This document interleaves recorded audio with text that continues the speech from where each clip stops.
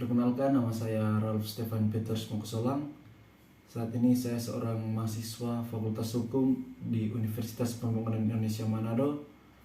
Dan saat ini saya akan mempresentasikan makalah tentang hukum dan stratifikasi dalam kenyataan sosial. Keadilan adalah hak milik setiap orang. Setiap orang berhak merasakan sebuah keadilan, termasuk juga keadilan hukum. Sebagaimana juga yang terdapat dalam sebuah asas hukum yang menyatakan bahwa setiap orang memiliki kedudukan yang sama di hadapan hukum. Hukum tidak memandang kaya atau miskinnya seseorang. Setiap orang, baik kaya ataupun miskin, punya hak yang sama untuk merasakan keadilan hukum.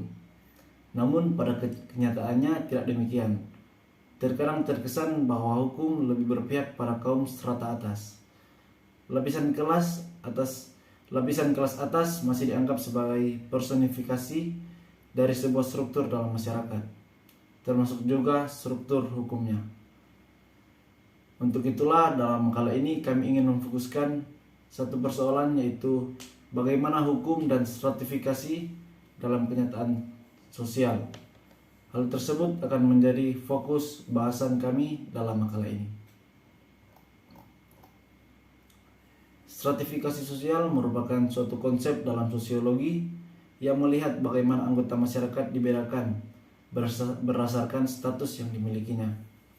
Status yang dimiliki oleh setiap anggota masyarakat ada yang didapat dengan suatu usaha dan ada yang didapat tanpa suatu usaha.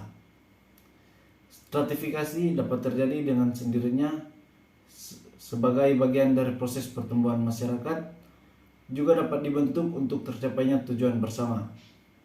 Faktor yang menyebabkan stratifikasi sosial dapat tumbuh dengan sendirinya adalah kepandaian, usia, sistem keakrabatan, dan harta dalam batas-batas tertentu. Ada 3 cara yang dapat kita lakukan untuk bisa mengetahui bentuk dan stratifikasi sosial. Ketiga cara tersebut adalah dengan pendekatan objektif, pendekatan subjektif, dan pendekatan reputasional.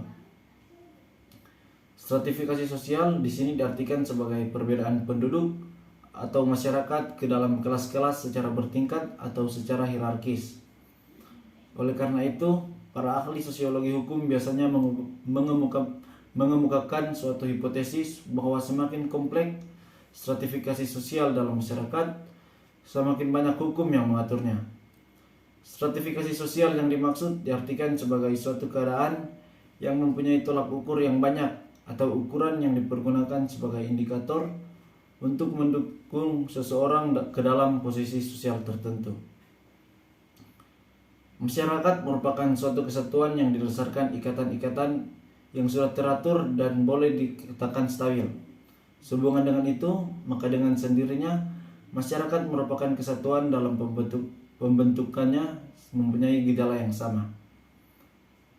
Seorang filsuf bahasa Yunani yaitu Aristoteles mengatakan bahwa di dalam tiap-tiap negara terdapat 3 unsur lapisan masyarakat, yaitu mereka yang kaya sekali, mereka yang berada di tengah-tengahnya, dan mereka yang melarat.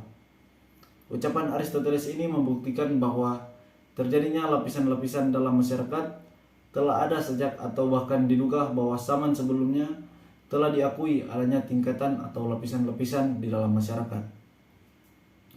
Stratifikasi sosial terjadi karena ada sesuatu yang dihargai dalam masyarakat, misalnya harta, kekayaan, ilmu pengetahuan, kesalehan, keturunan, dan lain sebagainya. Stratifikasi sosial akan selalu ada selama dalam masyarakat terdapat sesuatu yang dihargai.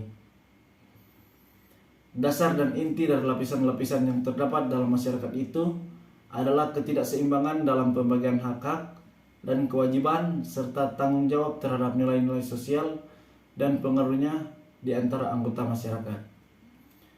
Akibat dari stratifikasi sosial ini adalah timbulnya kelas-kelas sosial tertentu dalam masyarakat yang dihargai oleh masyarakat tersebut. Sebaliknya, ada juga masyarakat yang tidak menghargai lapisan-lapisan tersebut karena mereka menganggap sesuatu yang dimiliki oleh seseorang tidak mempunyai nilai yang berarti baginya. Sesuatu yang berharga dan tidak berharga ini akan membentuk lapisan masyarakat yaitu adanya masyarakat lapisan atas, lapisan bawah yang jumlahnya ditentukan oleh masyarakat itu sendiri. Dari uraian di atas dapat diketahui bahwa dinamika dalam stratifikasi sosial ditandai dengan adanya lapisan-lapisan kehidupan masyarakat yang tidak statis. Setiap kelompok masyarakat pasti mengalami perkembangan dan perubahan. Yang membedakannya adalah dalam cara perubahan itu, yaitu ada yang perubahan itu terjadi sangat lambat dan ada pula perubahannya yang sangat cepat. Ada yang direncanakan dan ada pula yang tidak direncanakan. Ada pula perubahan itu dikehendaki dan ada pula yang tidak dikehendaki. Jadi, dari uraian di atas dapat dikatakan bahwa stratifikasi sosial adalah pelapisan atau tingkatan secara vertikal yang ada dalam masyarakat, yang terkadang disebabkan oleh faktor ekonomi, kekuasaan, dan pengetahuan yang dimiliki oleh masyarakat tertentu. Demikian penjelasan saya tentang hukum dan stratifikasi sosial dalam kenyataan sosial.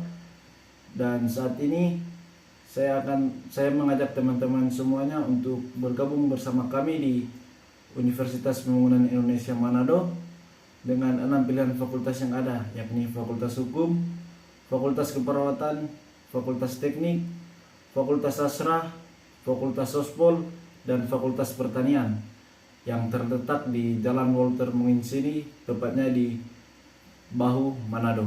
Terima kasih.